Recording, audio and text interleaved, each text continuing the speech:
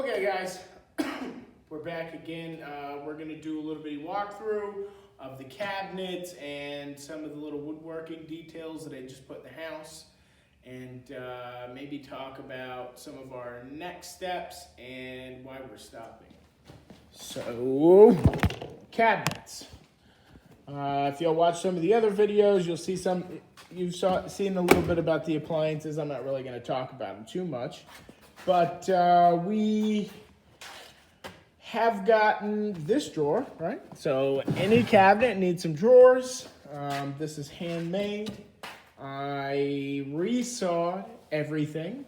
So the oak side pieces and the cedar front, and then if you push all this stuff out of the way, I'm sure you all saw it before, that's all real thin slats. So that's kind of worked in there now. We had to... And you'll see this little water heater here. And where this thing here, okay, so that's where the drawer here used to go all the way to. I had to like chop this thing in half and redo everything because I made it too wide. So that one's barely hobbling back together. But we did clean off the cabinets. So you can kind of see where we were before with the color. Everything on top of the cabinets is going to be minimalized. We're trying to, only do with maybe a toaster and the dishwash rack. We got some flooring in here. It's not really on there too hard because if water ever does get into the cabinets, and we think it's a problem, I don't want to have to rip the cabinets out. So they're just kind of trays they set in there. I mean, they're very, very in there, and they're kind of wedged. But just because this is a cob house and it's got those kind of problems, I tried to make it all kind of modular. There will be one more drawer that goes on top of here that will box in our microwave. Everything's going to be shelves over here on this side. And I have to make a new panel here because it broke. You might have seen that in the other one. So I know we're getting kind of shaky here.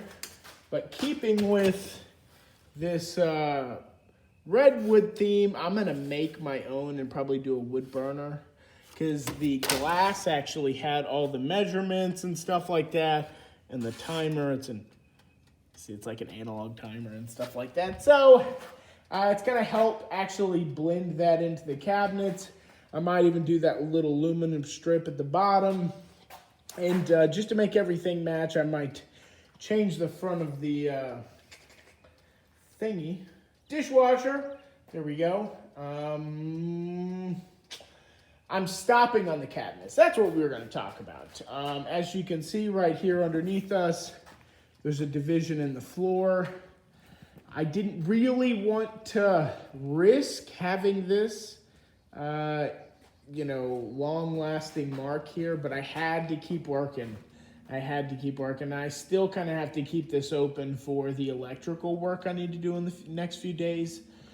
So we are pushing really hard, but I'm going to stop the cabinets here. I'll fix it.